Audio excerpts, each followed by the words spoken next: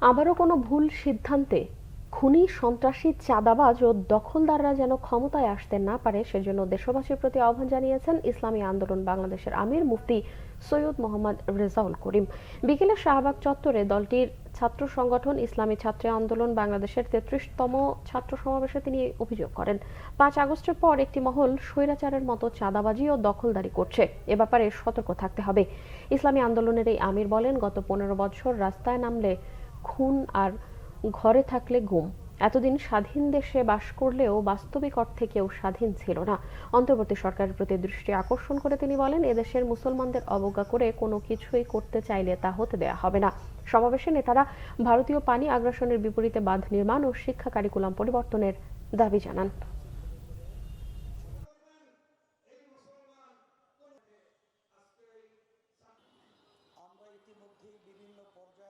আবার আমাদের ভুল সিদ্ধান্তের মাধ্যমে আমরা যেন আবার এই সুন্দর দেশটাকে আবার একদম পরাধীনতা এবং খুনি-গুমি এবং চাঁদাবাজ সন্ত্রাসীদের হাতে আবার যেন আমাদের দেশটাকে তুলে না দেয়।